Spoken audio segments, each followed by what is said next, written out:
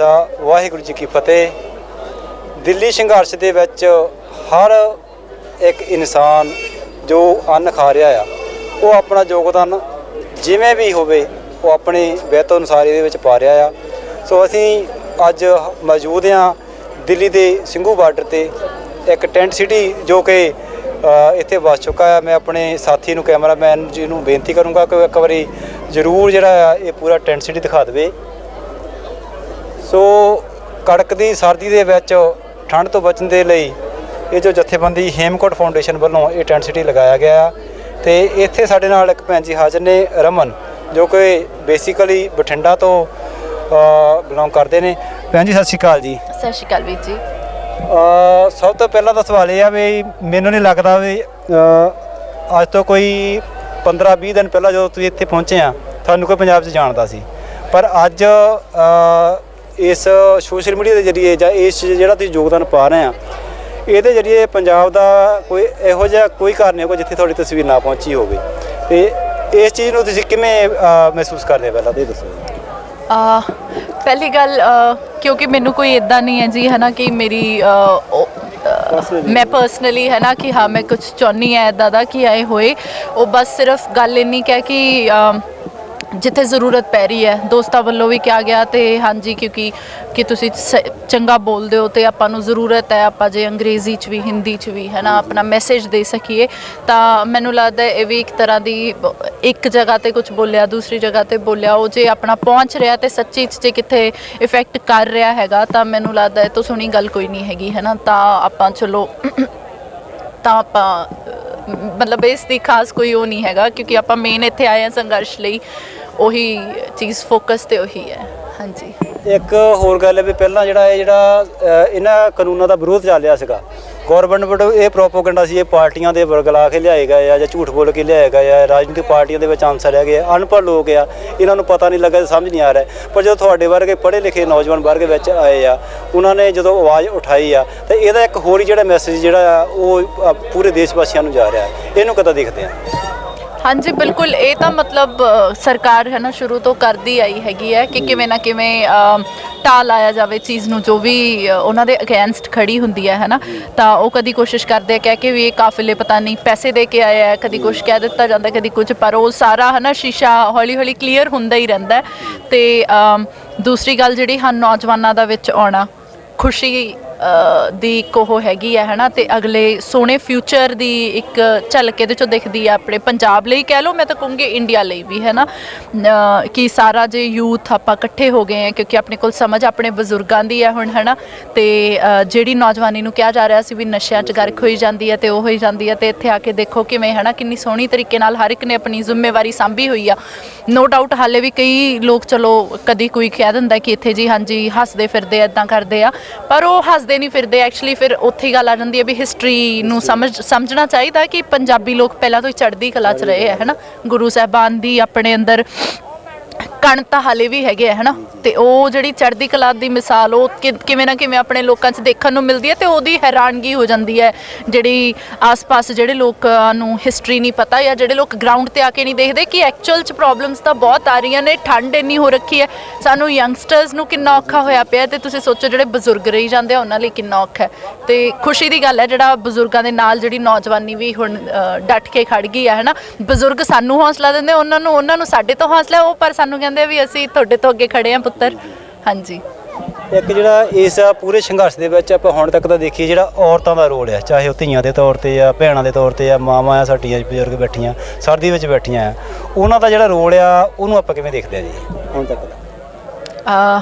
मैनूं लगदा है काफ़ी टाइम के बाद ये एक ना बदलाव तो बड़ा सोहना बदलाव आया हैगा है ना कित्थे कित्थे क्या जाता सी धीआं नहीं आए कर सकदियां वो नहीं हुंदा तुसी अज देखोगे पिंडां चों भी उठ के है ना लड़कियां आ रही हैं बजुर्ग बीबियां अपनियां बैठियां ने साडे नाल एक इत्थे बीजी रहिंदे सीगे वो हुणी उधर दूसरी साइड शिफ्ट होए ने ते वो कहंदे वो कल्ले आए तुसी बिलीव करोगे कहंदे भी ਕਹਿੰਦੇ ਮੇਰੇ ਘਰ ਦੇ ਕਹਿ ਰਹੇ ਸੀ ਵੀ ਤੁਸੀਂ ਇੱਥੇ ਨਾ ਜਾਓ ਹੈ ਨਾ, ਠੰਡ ਇੰਨੀ ਹੈਗੀ ਹੈ। ਤੇ ਐਵੇਂ ਕਹਿੰਦੇ ਮਾਤਾ ਗੁਜਰ ਕੌਰ ਜੀ ਹੈ ਨਾ ਵੀ ਇੰਨੀ ਠੰਡ 'ਚ ਉੱਥੇ ਬੈਠੇ ਸੀ ਤੇ ਮੇਰੇ ਬੱਚੇ ਉੱਥੇ ਬੈਠੇ ਨੇ, ਮੈਂ ਇੱਥੇ ਬੈਠੀ ਹਾਂ। ਸ਼ਰਮ ਦੀ ਗੱਲ ਹੈ। ਤੁਸੀਂ ਸੋਚੋ ਇੰਨਾ ਬਜ਼ੁਰਗ ਕੋਈ ਐਂ ਕਹਿ ਰਿਹਾ ਹੈਗਾ। ਤੇ ਔਰਤਾਂ ਤੇ ਲੜਕੀਆਂ 'ਚ ਜਿਹੜੀ ਚੇਂਜ ਆ ਰਿਹਾ ਹੈਗਾ ਹੈ ਨਾ, ਪਹਿਲਾਂ ਕਿਤੇ ਨਾ ਕਿਤੇ ਲੜਕੀਆਂ ਨੂੰ ਫੀਲ ਹੁੰਦਾ ਸੀ, ਕਿਤੇ ਨਾ ਕਿਤੇ ਘਰਦਿਆਂ ਨੂੰ ਵੀ ਫੀਲ ਹੁੰਦਾ ਸੀ ਹੈ ਨਾ। ਤੇ ਹੁਣ ਸਾਨੂੰ ਹਾਂਜੀ ਕਿ ਇਕੱਲੇ ਉੱਥੇ ਕਿਵੇਂ ਰਹਿਣਾ, ਕੀ ਕਰਨਾ ਹੈ। ਹੌਲੀ ਹੌਲੀ 1 ਆਏ 2 ਆਏ 3, ਉਹਨਾਂ ਨੂੰ ਦੇਖ ਕੇ ਹੀ ਅੱਗੋਂ ਸਾਨੂੰ ਵੀ ਬਹੁਤ ਸਾਰੇ ਮੈਸੇजेस ਆਉਂਦੇ ਆ ਹੈ ਨਾ, ਦੀਦੀ ਅਸੀਂ ਆਉਣਾ, ਉੱਥੇ ਕਿਵੇਂ ਹੋ ਜਾਊਗਾ। ਤਾਂ ਉਹਨਾਂ ਨੂੰ ਹੌਲੀ ਹੌਲੀ ਪਤਾ ਲੱਗ ਰਿਹਾ ਵੀ ਅਸੀਂ ਰਹਿ ਸਕਦੇ ਹਾਂ, ਕੋਈ ਨਹੀਂ, ਸਾਡੀ ਕਮਿਊਨਿਟੀ ਵੀ ਹੈ। ਕਈ ਲੋਕੀ ਆਪਾਂ ਫੋਨ ਕਰ ਦਈਦਾ ਘਰੇ ਵੀ, ਤੇ ਉਹ ਲੋਕੀ ਭੇਜ ਰਹੇ ਆ, ਪਿੰਡਾਂ ਤੋਂ ਵੀ ਲੋਕ ਆ ਰਹੇ, ਕੱਲੀਆਂ ਲੜਕੀਆਂ ਵੀ ਆ ਰਹੀਆਂ। ਕਿੰਨੀ ਖੂਬਸੂਰਤ ਗੱਲ ਹੈ ਨਾ। ਪਹਿਲਾਂ ਜਿੱਥੇ ਇਹ ਕਿਹਾ ਜਾਂਦਾ ਸੀ ਵੀ ਕੱਲੀ ਲੜਕੀ ਆਏ ਨਹੀਂ ਕਰ ਸਕਦੀ, ਉਹ ਨਹੀਂ ਕਰ ਸਕਦੀ, ਤੇ ਇੱਥੇ ਬੜੀ ਸੋਹਣੀ ਉਹ ਹੋ ਰਹੀ ਹੈਗੀ ਆ। ਇੱਕ ਤਾਂ ਹੌਸਲਾ ਮਿਲ ਰਿਹਾ ਹੈਗਾ ਲੜਕੀਆਂ ਨੂੰ, ਕਿਉਂਕਿ ਕੁਝ ਲੜਕੀਆਂ ਤਾਂ ਚਲੋ ਹੁੰਦੀਆਂ ਹੌਸਲੇ ਵਾਲੀਆਂ, ਉਹ ਤੁਰੀਆਂ ਫਿਰਦੀਆਂ ਜਿੱਦਾਂ ਵੀ ਹੈ ਨਾ। ਆ ਜਿਹੜਾ ਇੱਕ ਇਹੋ ਜਿਹੇ ਸੰਘਰਸ਼ 'ਚ ਆ ਕੇ ਇੱਕ ਤਾਂ ਉਹੀ ਹੌਸਲਾ ਵੱਧ ਜਾਂਦਾ ਵੀ ਅਸੀਂ ਸੰਘਰਸ਼ ਨਾਲ ਖੜੇ ਆ ਹੈ ਨਾ, ਉਹ ਦੁੱਗਣੀ, ਕਿਉਂਕਿ ਲੜਕੀਆਂ ਦੇ ਅੰਦਰ ਹੌਸਲਾ ਤਾਂ ਹੈਗਾ ਹੀ, ਇਹਦੇ 'ਚ ਕੋਈ ਦੋ ਰਾਏ ਹੈ ਹੀ ਨਹੀਂ ਹੈ ਨਾ। ਤੇ ਪਰ ਉਹ ਜਿਹੜਾ ਬਣਾਇਆ ਕਿਤੇ ਨਾ ਕਿਤੇ, ਇੱਕ ਕਹਿ ਦਿੰਦੇ ਨਾ ਗਲਾਸ, ਉਹਦੇ ਸਾਈਡ ਤੇ ਦੀਵਾਰਾਂ ਜਿਹੀਆਂ ਖੜੀਆਂ ਕਰ ਦਿੱਤੀਆਂ ਜਾਂਦੀਆਂ, ਤਾਂ ਉਹਨੂੰ ਉਹ ਟੁੱਟ ਰਹੀਆਂ ਨੇ ਹੈ ਨਾ। ਉਹ ਸੰਘਰਸ਼ 'ਚ ਆ ਕੇ ਉਹੀ ਇੰਨਾ ਆਈ ਮਹਿਸੂਸ ਕਰਦੀਆਂ ਵੀ ਬਲ ਹੈਗਾ ਸਾਡੇ 'ਚ। ਤੇ ਇੱਕ ਇੱਥੇ ਮਾਹੌਲ ਇੰਨਾ ਸੋਹਣਾ ਬਣਿਆ ਹੋਇਆ ਕਿ ਲੱਗਦਾ ਹੀ ਨਹੀਂ ਕਿ ਕੋਈ ਸਾਡੇ ਆਸ-ਪਾਸ ਕੁਛ ਗੜਬੜ ਹੋ ਸਕਦੀ ਹੈ। ਸਭ ਨੂੰ ਹੌਸਲਾ, ਸਾਨੂੰ ਨੂੰ ਐਂ ਲੱਗਦਾ ਚੜ੍ਹਦੀ ਕਲਾ 'ਚ ਅਸੀਂ, ਸਾਨੂੰ ਕੌਣ ਕਿਸੇ ਨੇ ਕੁਛ ਕਹਿ ਦੇਣਾ ਹੈ ਨਾ, ਵੀ ਸਾਡਾ ਆਪਣਾ ਘਰ ਤੇ ਮਾਹੌਲ ਹੈਗਾ ਜੀ। ਅੱਜ ਜਿਹੜੀ ਪੰਜਾਬ ਦੀ ਨੌਜਵਾਨੀ ਆ, ਉਹਨੂੰ ਕਹਿੰਦੇ ਵੀ ਸਾਡੇ ਸਮਾਜ ਵਿੱਚ ਜਿਹੜਾ ਉਹਨਾਂ ਦਾ ਕੋਈ ਫਿਊਚਰ ਹੈ ਨਹੀਂਗਾ, ਜਾਂ ਉਹਨਾਂ ਦਾ ਜਿਹੜਾ ਸਮਾਜ ਪ੍ਰਤੀ ਦੇਣ ਆ ਜਾਂ ਧਰਮ ਪ੍ਰਤੀ ਦੇਣ ਆ, ਉਹਨੂੰ ਇੱਕ ਤਰ੍ਹਾਂ ਦਾ ਬਹੁਤ ਨਿਵਾਣ 'ਤੇ ਆਪਾਂ ਲੈ ਗਏ ਸੀਗੇ। ਪਰ ਅੱਜ ਉਹੀ ਜਿਹੜੇ ਨੌਜਵਾਨ ਆ, ਉਹ ਸ਼ਹੀਦ ਊਧਮ ਸਿੰਘ, ਸ਼ਹਾਦ ਆਪਣੇ ਭਗਤ ਸਿੰਘ, ਕਰਤਾਰ ਸਿੰਘ ਸਰਾਭਾ, ਗਦਰੀ ਬਾਬਿਆਂ ਦੀ, ਸੋਹਣ ਸਿੰਘ ਭਕੜਾ ਹੋਣ ਦੇ ਨਾਂ ਉਹਨਾਂ ਦੀ ਜ਼ੁਬਾਨ 'ਤੇ ਆ ਗਿਆ, ਗੀਤ ਇੰਨੇ ਵਧੀਆ ਆ ਰਿਹਾ। ਇਹ ਇੱਕ ਚੇਂਜ ਕਿਵੇਂ ਇੱਕਦਮ ਆ ਰਹੀ, ਇਹਨੂੰ ਆਪਾਂ ਕਿੱਦਾਂ ਦੇਖਦੇ ਹਾਂ ਜੀ? ਮੈਨੂੰ ਤੇ ਲੱਗਦਾ ਵੀ ਇਹ ਹੈ ਤੇ ਕਿਤੇ ਨਾ ਕਿਤੇ ਸੀਗਾ ਹੀ ਹੈ ਨਾ। ਤੇ ਪਰ ਉਹਨੂੰ ਇੱਕ ਕਹਿੰਦੇ ਚਿੰਗਾਰੀ ਨਹੀਂ ਸੀ ਮਿਲੀ। ਬਹੁਤ ਨੌਜਵਾਨੀ ਇਹ ਚੀਜ਼ਾਂ ਨੂੰ ਲੈ ਕੇ ਬਹੁਤ ਸਮੇਂ ਤੋਂ ਕੰਮ ਕਰ ਵੀ ਰਹੀ ਸੀਗੀ, ਪਰ ਕਹਿੰਦੇ ਚਿੰਗਾਰੀ ਮਿਲਣ ਦੀ ਲੋੜ ਹੁੰਦੀ ਹੈ ਨਾ। ਹੈਗਾ ਸਾਰਿਆਂ 'ਚ ਹੁੰਦਾ ਕਿਤੇ ਨਾ ਕਿਤੇ। ਹੁਣ ਇੱਥੇ ਅਸੀਂ ਕਈ ਲੋਕਾਂ 'ਚ ਤਾਂ ਇਹੋ ਜਿਹਾ ਵੀ ਚੇਂਜ ਦੇਖਿਆ ਜਿਨ੍ਹਾਂ ਨੇ ਕਦੇ ਵੀ ਕਿਤਾਬਾਂ ਨਹੀਂ ਸੀ ਪੜ੍ਹੀਆਂ, ਜਾਂ ਜਿਨ੍ਹਾਂ ਨੇ ਕਦੇ ਵੀ ਇਹੋ ਜਿਹਾ ਕੁਛ ਨਹੀਂ ਸੀ ਕੀਤਾ, ਉਹ ਵੀ ਲੋਕੀ ਤੇ ਸਾਨੂੰ ਦੱਸਦੇ ਵੀ ਆ ਲੋਕ ਹੈ ਨਾ, ਕਿ ਅਸੀਂ ਐਂ ਸੋਚਿਆ ਨਹੀਂ ਸੀ ਵੀ ਐਵੇਂ ਦਾ ਸਾਨੂੰ ਇਹੋ ਜਿਹਾ ਫੀਲ ਹੋ ਸਕਦਾ, ਸਾਨੂੰ ਇੰਨਾ ਰਿਸਪੌਂਸਿਬਲ ਫੀਲ ਹੋ ਸਕਦਾ। ਤਾਂ ਉਹ ਚਿੰਗਾਰੀ ਅੰਦਰ ਹੁੰਦੀ ਆ, ਉਹ ਬਸ ਚਿੰਗਾਰੀ ਮਿਲਣ ਦੀ ਲੋੜ ਸੀਗੀ। ਤੇ ਪੰਜਾਬੀ ਮੰਨੇ ਜਾਂਦੇ ਆ ਹੈ ਨਾ ਇਸ ਚੀਜ਼ ਵਾਸਤੇ।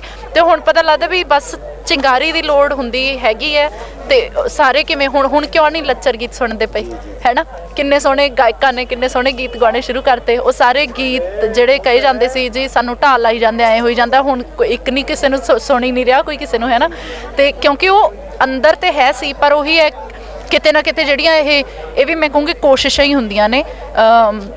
ਜਿਹੜੇ ਲੋਕ ਕਹਿੰਦੇ ਢਾਲ ਲਾਉਣਾ ਚਾਹੁੰਦੇ ਹੁੰਦੇ ਆ ਹੈ ਨਾ। ਪੰਜਾਬ ਨੂੰ ਤਾਂ ਮੰਨਿਆ ਹੀ ਗਿਆ ਖਾਸ ਕਰਕੇ ਵੀ ਚੜ੍ਹਦੀ ਕਲਾ ਦਾ ਇੱਕ ਸੂਬਾ ਹੈਗਾ, ਤੇ ਇਹਨੂੰ ਕਿਵੇਂ ਹੋਰ ਤਾਂ ਕਿਵੇਂ ਹਰਾਇਆ ਨਹੀਂ ਜਾ ਸਕਦਾ। ਕਿਸੇ ਨਾ ਕਿਸੇ ਤਰੀਕੇ ਨਸ਼ਿਆਂ ਨਾਲ ਜਾਂ ਕਿਸੇ ਨਾ ਕਿਸੇ ਤਰੀਕੇ ਉਹ ਕੀਤਾ ਜਾਵੇ। ਮੈਂ ਤਾਂ ਕਹਿੰਦੀ ਹਾਂ ਇਸ ਚੀਜ਼ 'ਚੋਂ ਬਹੁਤ ਸੋਹਣੀਆਂ ਚੀਜ਼ਾਂ ਨਿਕਲ ਕੇ ਆਉਣੀਆਂ ਸੰਘਰਸ਼ 'ਚੋਂ ਨਾ ਅੱਗੇ। ਇੱਕ ਤਾਂ ਜਿਹੜੀ ਰਾਜਨੀਤਿਕ ਜਿਹੜਾ ਚੇਂਜ ਆਉਣਾ ਹੈਗਾ ਰੈਵੋਲਿਊਸ਼ਨ, ਤੇ ਉਹ ਤੋਂ ਸੋਹਣਾ ਇਹ ਚੇਂਜ ਬਹੁਤ ਸੋਹਣਾ ਆਉਣਾ ਵੀ ਆਪਣੀ ਜਵਾਨੀ 'ਚ ਜਿਹੜੇ ਲੋਕ ਇਹਦੇ ਬਾਰੇ ਸੋਚਦੇ ਨਹੀਂ ਸੀ ਉਹਨਾਂ ਨੇ ਸੋਚਣ ਲੱਗ ਜਾਣਾ, ਉਹਨਾਂ ਨੇ ਉਹ ਸੋਚਣ ਲੱਗ ਪਏ ਨੇ। ਉਹ ਕੁਛ ਲੋਕਾਂ ਨੂੰ ਦੇਖ ਕੇ ਇੱਕ ਤਾਂ ਬੜਾ ਉਹਨਾਂ ਨੂੰ ਹੌਸਲਾ ਮਿਲਦਾ ਵੀ ਅੱਛਾ ਯਾਰ ਆਹ ਵੀ ਚੀਜ਼ ਕਰਨੀ ਹੁੰਦੀ ਆ ਹੈ ਨਾ, ਤੇ ਇੱਦਾਂ ਵੀ ਰਹੀਦਾ ਹੁੰਦਾ। ਤੇ ਉਹ ਉਹਨਾਂ ਨੂੰ ਦੇਖ ਕੇ ਬੜਾ ਪ੍ਰੇਰਿਤ ਹੋ ਰਹੇ ਨੇ ਤੇ ਵਿੱਚ ਡਿੱਗ ਰਹੇ ਨੇ। ਮਤਲਬ ਕਹਿੰਦੇ ਆ ਵੀ ਸਾਨੂੰ ਕਿਤਾਬਾਂ ਦੱਸੋ ਹੈ ਨਾ, ਅਸੀਂ ਇਹਦੇ ਬਾਰੇ ਪੜ੍ਹੀਏ। ਉਹਨਾਂ ਨੂੰ ਕਿਸੇ ਨਾ ਕਿਸੇ ਨੂੰ ਨਾਮ ਪਤਾ ਨਹੀਂ, ਕਿਸੇ ਨੂੰ ਕੋਈ ਕਹਿੰਦਾ ਅਸੀਂ ਦਸਤਾਰ ਸਿਲਾਈ, ਕੋਈ ਕਹਿੰਦਾ ਅਸੀਂ ਆਹ ਕਿਤਾਬਾਂ ਪੜ੍ਹ ਲਈਏ, ਲਿਟਰੇਚਰ ਪੜ੍ਹ ਲਈਏ, ਆਹ ਕੀ ਸੀ ਉਹ ਕੀ ਸੀ। ਤਾਂ ਮਤਲਬ ਉਹ ਆਪਣੇ ਆਪ ਨੂੰ ਕਰ ਰਹੇ ਨੇ ਉਹਦੇ ਵਿੱਚ ਇੰਗੇਜ। ਇਹ ਨਹੀਂ ਹੈ ਕਿ ਭੱਜ ਰਿਹਾ। ਤਾਂ ਇੱਥੋਂ ਪਤਾ ਲੱਗਦਾ ਵੀ ਉਹਨਾਂ ਦੇ ਅੰਦਰ ਹੈਗਾ, ਉਹ ਚੀਜ਼ ਹੈਗੀ ਹੈ, ਤੇ ਬਸ ਉਹਨੂੰ ਲਾਉਣ ਦੀ ਲੋੜ ਹੀ ਹੁੰਦੀ ਹੈ ਜੀ। ਤੇ ਇੱਕ ਹੋਰ ਜਿਹੜਾ ਆਪਾਂ ਕਹਿੰਦੇ ਹਾਂ ਪੰਜਾਬ ਦੇ ਵਿੱਚ ਆਪਾਂ ਇਹਨੂੰ ਇੱਕ ਵਿਤਕਰੇ ਤੇ ਧਰਮ ਦੇ ਨਾਂ ਤੇ ਜਾਤਾਂ ਦੇ ਨਾਂ ਤੇ ਉਹ ਇੱਕ ਬਹੁਤ ਵੱਡਾ ਹੋਊਗਾ ਖੜਾ ਕੀਤਾ ਹੈ ਪੰਜਾਬ ਦੇ ਵਿੱਚ। ਪਰ ਜਦੋਂ ਇੱਥੇ ਆਏ ਆ ਮੁਸਲਮਾਨ ਮਲੇਰਕੋਟਲੇ ਭਾਈਚਾਰਾ ਹੈ, ਉਹਨਾਂ ਦੇ ਲੰਗਰ ਲੱਗ ਰਹੇ ਆ, ਸਿੱਖਾਂ ਦੇ ਆ, ਹਿੰਦੂਆਂ ਦੇ ਆ, ਹਰਿਆਣੇ ਦੇ ਜਾਟ ਆਏ ਹੋ ਆ, ਰਾਜਸਥਾਨ ਦੇ ਆਏ ਹੋ ਆ। ਇਹ ਜਿਹੜੀ ਚੀਜ਼ ਆ ਇਹ ਆਪਣੇ ਆਪ ਵਿੱਚ ਇੱਕ ਭਾਈਚਾਰਕ ਸਾਂਝਾ ਜਾਂ ਅਨੇਕਤਾ ਦਾ ਸੰਦੇਸ਼ ਦਿੰਦੀ ਹੈ। ਸਰਕਾਰ ਇੱਕ ਕੋਸ਼ਿਸ਼ ਕਰੀ ਵੀ ਇਹਨੂੰ ਦੁਆਰਾ ਤੋਂ SYL ਦਾ ਮੁੱਦਾ ਉਠਾ ਤੱਕ ਦੀ ਕੋਸ਼ਿਸ਼ ਕਰਦਾ, ਉਹਨੂੰ ਪਾੜ ਦਿੱਤਾ ਜਾਵੇ। ਇਹ ਅਨੇਕਤਾ 'ਚ ਜਿਹੜਾ ਅਨੇਕਤਾ ਦਾ ਸੰਦੇਸ਼ ਇਹਦੇ 'ਚ ਉੱਠ ਰਿਹਾ, ਉਹਦੇ ਬਾਰੇ ਕੀ ਕਹਿਣਾ ਚਾਹੁੰਦੇ ਹੋ? ਚਪੇੜ ਹੀ ਵੱਜ ਗਈ ਹੈ ਨਾ, ਇਹ ਤਾਂ ਚਪੇੜ ਮਾਰੀ ਗਈ ਹੈ ਬਹੁਤ ਸੋਹਣੀ ਤਰੀਕੇ ਨਾਲ, ਕਿਉਂਕਿ ਇਹੋ ਜਿਹੀਆਂ ਲੜਾਈਆਂ ਤਾਂ ਹਮੇਸ਼ਾ ਤੋਂ ਹੀ ਚਲਾਈਆਂ ਜਾ ਰਹੀਆਂ ਹੁੰਦੀਆਂ ਹੈ ਨਾ। ਇਨ ਐਕਚੁਅਲ ਕਠਪੁਤਲੀਆਂ ਬਣਾ ਕੇ ਲੜਾਇਆ ਜਾਂਦਾ ਸੀ ਹੈ ਨਾ, ਤੇ ਉਹ ਡੋਰ ਹੁਣ ਲੋਕਾਂ ਨੇ ਸਾਂਭ ਲਈ ਆਪਣੀ ਕਿ ਸਾਡੇ ਹੱਥ 'ਚ ਹੀ ਹੋਊਗੀ, ਹੈ ਨਾ। ਤੇ ਹੁਣ ਅਸੀਂ ਦੱਸਾਂਗੇ ਵੀ ਅਸੀਂ ਸੱਚੀ ਇੱਕ ਦੂਜੇ ਤੋਂ ਈਰਖਾ ਕਰਦੇ ਹਾਂ ਕਿ ਨਹੀਂ ਕਰਦੇ। ਕੋਈ ਵੀ ਕਿਸੇ ਤੋਂ ਨਹੀਂ ਕਰਦਾ। ਇੰਨੀ ਸੋਹਣੀ ਤਰ੍ਹਾਂ ਨਾਲ ਇੱਥੇ, ਹੈ ਨਾ, ਹਰਿਆਣਵੀ ਆਪਣੀ ਰਾਗਿਨੀ ਗਾ ਰਹੇ ਹੁੰਦੇ ਆ, ਪਹਿਲਾਂ ਪੰਜਾਬੀ ਆਪਣੇ ਕੋਈ ਗੀਤ ਗਾਉਂਦੇ, ਹੈ ਨਾ, ਮਤਲਬ ਚੜ੍ਹਦੀ ਕਲਾ ਵਾਲੇ, ਤੇ ਹਰਿਆਣਵੀ 'ਚ ਸਮਝਾ ਰਹੇ ਹੁੰਦੇ ਆ ਕਿ ਪੰਜਾਬੀ 'ਚ ਕਹਿ ਕੀ ਰਹੇ ਆ। ਤੇ ਇਹ ਤੋਂ ਸੋਹਣਾ ਕੀ ਉਹ ਹੋਊਗਾ। ਤੇ ਉਹ ਇੱਕ ਦੂਸਰੇ ਨੂੰ ਕਹਿੰਦੇ ਤੁਸੀਂ ਇੱਥੇ ਆ ਕੇ ਸਾਡੇ ਛੱਕ ਕੇ ਜਾਓ, ਮਤਲਬ ਉਹ ਕਹਿੰਦੇ ਪੰਜਾਬੀ ਤੁਸੀਂ ਇੱਥੇ ਛੱਕ ਕੇ ਜਾਓ। ਉਹ ਮਖੌਲ ਕਰਦੇ ਆ ਵੀ ਦੇਖੋ ਸਰਕਾਰ, ਹੈ ਨਾ, ਸਾਨੂੰ ਪਾਣੀ ਪਿੱਛੇ ਲੜਾਉਂਦੀ ਸੀਗੀ। ਪੰਜਾਬੀ ਹਰਿਆਣਵੀ ਕਹਿੰਦੇ ਕੋਈ ਗੱਲ ਨਹੀਂ, ਅਸੀਂ ਦੇ ਦਿੰਦੇ ਹਾਂ ਤੁਹਾਨੂੰ ਹੁਣ ਪਾਣੀ। ਮਤਲਬ ਉਹ ਹੱਸੀ ਜਾਂਦੇ ਰਹਿੰਦੇ ਵੀ ਕਿਵੇਂ ਸਾਨੂੰ, ਹੈ ਨਾ, ਲੜਾਇਆ ਜਾ ਰਿਹਾ ਸੀ, ਸਾਨੂੰ ਇੱਕ ਕਠਪੁਤਲੀ ਨਾਚ ਕਰਾਇਆ ਜਾ ਰਿਹਾ ਸੀ। ਪਰ ਆਪਾਂ ਤਾਂ ਇੱਥੇ ਸਾਰੇ ਇੱਥੇ ਤੁਸੀਂ ਦੇਖੋਗੇ ਕਿਸੇ ਦੇ ਦਿਲ 'ਚ ਇਹ ਗੱਲ ਹੀ ਹੈ ਨਹੀਂ ਗੀ। ਇੰਨਾ ਪਿਆਰ ਹੈ, ਹਰ ਇੱਕ ਦੂਸਰੇ ਦੀ ਹੈਲਪ ਲਈ ਖੜਾ ਹੋਇਆ ਹੈ। ਇੰਨਾ ਜ਼ਿਆਦਾ ਮੋਹ ਪਿਆਰ ਇੱਕ ਦੂਜੇ ਨੂੰ। ਸਾਨੂੰ ਹਰਿਆਣੇ ਵਾਲੇ, ਲੰਗਰ ਵਾਲੇ ਹਮੇਸ਼ਾ ਬੁਲਾਈ ਜਾਣਗੇ, ਬੇਟਾ ਹਮਾਰੇ ਪਾਸ ਆ ਕੇ ਖਾ ਕੇ ਜਾਈਓ, ਹੈ ਨਾ। ਤੇ ਉਹਨਾਂ ਤੋਂ ਅਸੀਂ ਹਰਿਆਣਵੀ ਸਿੱਖੀ ਜਾਂਦੇ ਹਾਂ, ਉਹ ਸਾਡੇ ਤੋਂ ਪੰਜਾਬੀ ਸਿੱਖੀ ਜਾਂਦੇ। ਪੰਜਾਬੀ ਹਰਿਆਣਵੀ ਪੰਜਾਬੀ ਗੀਤ ਗਾ ਰਿਹਾ, ਕੋਈ ਰਾਜਸਥਾਨੀ ਪੰਜਾਬੀ ਗੀਤ ਗਾਏ ਜਾਂਦੇ ਆ। ਤੇ ਮਤਲਬ ਉਹੀ ਗੱਲ ਹੈ, ਇਹ ਤਾਂ ਸ਼ੀਸ਼ਾ ਦਿਖਾਇਆ ਗਿਆ ਕਿ ਲੋਕਾਂ ਦੇ ਵਿੱਚ ਕੁਛ ਨਹੀਂ ਹੈਗਾ। ਲੋਕਤੰਤਰ, ਐਕਚੁਅਲ ਲੋਕਤੰਤਰ ਦੀ ਨਾ ਉਹ ਦਿਖਾਈ ਜਾ ਰਹੀ ਹੈ ਛਵੀ ਇੱਥੇ, ਕਿ ਲੋਕਤੰਤਰ ਹੈ ਕੀ। ਇੱਕ ਪਾਸੇ ਤਾਂ ਦੇਖੋ ਜਿਹੜਾ ਆਪਣੇ ਹਿੰਦੁਸਤਾਨ ਦੇ ਵਿੱਚ ਜਿਹੜਾ ਲੋਕਤੰਤਰ ਆ ਖਤਰੇ ਵਿੱਚ ਆ। ਇਹੋ ਜਿਹੇ ਕਾਨੂੰਨ ਆ, ਇਹੋ ਜਿਹੇ ਜਿਹੜੇ ਪਿਛਲੇ 1-2 ਸਾਲਾਂ ਦੇ ਜਿਹੜੇ ਕਾਨੂੰਨ ਪਾਸ ਕੀਤੇ ਜਾ ਰਹੇ ਆ, ਜਿਹਦਾ ਕਿ ਲੋਕ ਡਟ ਕੇ ਵਿਰੋਧ ਕਰ ਰਹੇ ਆ। ਪਰ ਇਹਨਾਂ ਉਸੇ ਹੀ ਸਮੇਂ ਦੇ ਦਰਮਿਆਨ ਇੱਕ ਇਹੋ ਜਿਹਾ ਮਾਹੌਲ ਸਿਰਜਿਆ ਜਾ ਚੁੱਕਾ ਆ ਜਿਹੜਾ ਕਿ ਅਸਲ ਵਿੱਚ ਲੋਕਤੰਤਰ ਦੀ ਸਹੀ ਤਸਵੀਰ ਪੇਸ਼ ਕਰਦਾ। ਅਤੇ ਸਾਰੇ ਭਾਈਚਾਰੇ, ਸਾਰੇ ਧਰਮਾਂ ਦੇ ਲੋਕ ਇਕੱਠੇ ਹੋ ਰਹੇ ਆ। ਅਤੇ 1-2 ਸ਼ਬਦ ਜਿਹੜੇ ਆ ਕੇਂਦਰ ਦੀ ਸਰਕਾਰ ਆ ਜਿਹਨੇ ਕਾਨੂੰਨ ਬਣਾਏ ਆ, ਲੋਕਾਂ ਦਾ ਰੋਸ ਇੰਨਾ ਆ, ਉਹਦੇ ਬਾਰੇ ਤੁਸੀਂ ਜਾਣਦੇ। ਮੈਂ ਕਹਿਣਾ ਚਾਹੂੰਗੀ ਕਿ ਹੁਣ ਤਾਂ ਇੰਨੀ ਹੱਟ ਕਰਨ ਵਾਲੀ ਕੋਈ ਉਹੀ ਨਹੀਂ ਹੈਗੀ, ਹੈ ਨਾ। ਸਾਰੇ ਲੋਕ ਇੱਕ ਹੋ ਚੁੱਕੇ ਆ ਜਿਨ੍ਹਾਂ ਨੂੰ ਇੰਨਾ ਜ਼ਿਆਦਾ ਲੜਾਇਆ ਜਾ ਰਿਹਾ ਸੀਗਾ ਕਿ ਪਲੀਜ਼ ਕਿਰਪਾ ਕਰੋ, ਹੁਣ ਤਾਂ ਮਤਲਬ ਹੁਣ ਤਾਂ ਸਮਝ ਜਾਓ। ਉਹਨਾਂ ਨੂੰ ਸ਼ਾਇਦ ਹਜੇ ਵੀ ਲੱਗ ਰਿਹਾ। ਆਪਣੇ ਜਿਹੜੇ ਕਿਸਾਨ ਹੈਗੇ ਹੁਣ ਤੱਕ ਉਹਨਾਂ ਦੀ ਘੱਟੋ ਘੱਟ 3 ਜਿਹੜੇ ਆਪਣੇ ਦਰਜਨ ਹੋ ਚੁੱਕੇ ਆ। ਉਹ ਜਿਹੜੀਆਂ ਸ਼ਹਾਦਤਾਂ ਆ, ਠੀਕ ਆ, ਉਹ ਵੀ ਕਿਸੇ ਮਾਵਾਂ ਦੇ ਪੁੱਤ ਸੀ, ਕਿਸੇ ਦਾ ਵੀਰ ਸੀ, ਕਿਸੇ ਦੇ ਪਤੀ ਸੀਗੇ। ਉਹਨਾਂ ਵਾਸਤੇ ਜਿਹੜਾ ਸੰਘਰਸ਼ ਆ ਇੱਕ ਬਹੁਤ ਵੱਡੀ ਤਰਾਸਦੀ ਹੈ, ਦੁੱਖ ਦਿਖਾਉਣ। ਬਿਲਕੁਲ, ਉਹ ਆਪਾਂ ਕਦੇ ਵੀ ਨਹੀਂ ਭੁਲਾ ਨਹੀਂ ਸਕਦੇ। ਉਹਦੇ ਬਾਰੇ ਆਪਾਂ ਕੀ ਕਹਾਂਗੇ? ਉਹਨਾਂ ਨੂੰ ਉਹੀ ਚੀਜ਼ ਮੈਂ ਕਹਿਣਾ ਚਾਹ ਰਹੀ ਸੀ ਵੀ ਉਹਨਾਂ ਨੂੰ ਹੁਣ ਤਾਂ ਸਮਝ ਆਉਣਾ ਚਾਹੀਦਾ, ਹੈ ਨਾ। ਕਿੰਨੀਆਂ ਜਾਨਾਂ ਹੋਰ ਲੈਣੀਆਂ, ਪਹਿਲੇ ਹੀ ਕਿਸਾਨ ਤਾਂ ਕਿੰਨੀਆਂ ਖੁਦਕੁਸ਼ੀਆਂ ਕਰਦੇ ਪਏ ਸੀ, ਹੈ ਨਾ। ਉਹ ਨਹੀਂ ਦੇਖਿਆ ਉਹਨਾਂ ਨੇ, ਹੁਣ ਹੋਰ ਕਿੰਨੀਆਂ ਚਾਹੀਦੀਆਂ ਨੇ, ਹੈ ਨਾ। ਹੁਣ ਤਾਂ ਲੋਕ ਆਪਣੇ ਆਪ ਨੂੰ, ਜਿਹੜੇ ਕਿਸਾਨ ਵੀ ਹੈ ਨਹੀਂ, ਉਹ ਵੀ ਆਪਾਂ ਉਹ, ਹੈ ਨਾ, ਸੰਤ ਬਾਬਾ ਜੀ ਦਾ ਸੁਣਿਆ ਕਿਵੇਂ ਉਹਨਾਂ ਨੇ ਸੁਸਾਈਡ ਕਰ ਲਿਆ, ਇੱਕ ਹੋਰ ਸੁਸਾਈਡ ਹੋ ਗਿਆ। ਅਤੇ ਮਤਲਬ ਹੋਰ ਕਿੰਨੀਆਂ ਕੁ ਚਾਹੀਦੀਆਂ ਨੇ ਇਹਨਾਂ ਨੂੰ। ਕਿੰਨੇ ਲੋਕਾਂ ਦੀ ਜਾਨ ਤੋਂ ਬਾਅਦ ਇਹ ਸੁਣਨਗੇ, ਹੈ ਨਾ, ਲੋਕਾਂ ਦੀ ਅਪੀਲ। ਮੈਨੂੰ ਲੱਗਦਾ ਤੇ ਹੈ ਨਹੀਂ ਹੈਗੇ, ਤੇ ਬੋਲੇ ਹੋਏ ਆ। ਤਾਂ ਹੀ ਇਹ ਲੋਕਾਂ ਨੂੰ ਇੰਨਾ ਰੋਸ਼ ਲੋਕਾਂ 'ਚ ਦੇਖਣ ਨੂੰ, ਇਹਨਾਂ ਨੂੰ ਸਮਝ ਆਉਣਾ ਚਾਹੀਦਾ ਵੀ ਇੰਨਾ ਜ਼ਿਆਦਾ ਪ੍ਰੈਸ਼ਰਾਈਜ਼ ਕਰ ਦਿੱਤਾ ਗਿਆ ਸੀ ਕਿ ਹੁਣ ਤਾਂ ਇਹ ਫਾਈਨਲੀ ਲੋਕ, ਹੈ ਨਾ, ਕਿਵੇਂ, ਮੈਂ ਤਾਂ ਕਹੂੰਗੀ ਕਿਵੇਂ ਉਹਨਾਂ ਦੀ ਹਿੱਕ 'ਤੇ ਆ ਕੇ ਬਹਿ ਗਏ ਆ। ਤਾਂ ਹੀ ਆਏ ਆ ਜਦੋਂ ਹੁਣ ਮਤਲਬ ਅੰਤ ਹੀ ਹੋ ਗਿਆ ਸੀ, ਕਹਿੰਦੇ ਨਾ, ਪਾਪਾ ਦਾ ਘੜਾ ਭਰ ਗਿਆ, ਹੈ ਨਾ।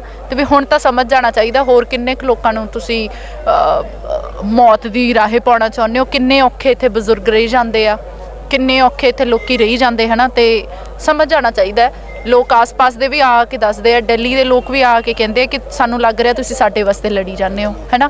ਤੇ ਜੇ ਸਾਰੇ ਲੋਕ ਤਾਂ ਇਹ ਕਹੀ ਜਾਂਦੇ ਆ ਤੇ ਕਿਉਂ ਲੜਾਉਣ ਲਈ ਖੜੇ? ਜੇ ਇਨਫੈਕਟ ਈਵਨ ਜਿਹੜੇ ਪੁਲਿਸ ਤੇ ਫੌਜੀ ਵੀਰਾਂ ਦੀ ਡਿਊਟੀ ਲਾਈ ਹੋਈ ਆ, ਤੁਸੀਂ ਦੇਖੋ ਕਿੱਦਾਂ ਦੀ ਤਰਾਸਦੀ ਹੈ ਨਾ। ਕਿੰਨੀਆਂ ਸਾਡੇ ਕੋਲ ਐਗਜ਼ਾਮਪਲਸ ਨੇ ਵੀ ਫੌਜੀ ਵੀਰ ਆਪਣੇ ਸਾਰੇ ਫਾਰਮਰਸ ਦੇ ਬੱਚੇ ਹੈਗੇ ਆ, ਹੈ ਨਾ। ਉਹ ਉੱਥੇ ਲੜਾਉਣ ਲਈ, ਉੱਥੇ ਵੀ ਸਰਕਾਰ ਨੂੰ ਆਏ ਹੋਇਆ ਪਿਆ ਉਹਨਾਂ ਨੂੰ ਵੀ ਲੜਾ ਦਈਏ। ਤੁਸੀਂ ਸੋਚੋ ਵੀ ਉਹਨਾਂ ਨੂੰ ਕਿਹੋ ਜਿਹਾ ਫੀਲ ਹੁੰਦਾ ਹੋਊਗਾ ਵੀ ਜਦੋਂ ਉਹਨਾਂ ਨੂੰ ਆਪਣੇ ਲੋਕਾਂ ਦੇ ਅਗੇਂਸਟ ਲੜਨਾ ਪਊ, ਜਦ ਕਿ ਉਹਨਾਂ ਨੂੰ ਪਤਾ ਹੈ, ਉਹ ਆਪ ਵੀ ਦੱਸਦੇ ਵੀ ਹੈ। ਜੇ ਕਿਸੇ ਨਾਲ ਗੱਲ ਕਰਦੇ ਆ ਨਾ, ਬਥੇਰੇ ਲੋਕ, ਉਹਨਾਂ ਨੂੰ ਬਥੇਰੀ ਸੈਡ ਫੀਲ ਹੁੰਦਾ ਵੀ ਅਸੀਂ ਆਪਣੇ ਲੋਕਾਂ ਦੇ ਅਗੇਂਸਟ ਖੜੇ ਹਾਂ।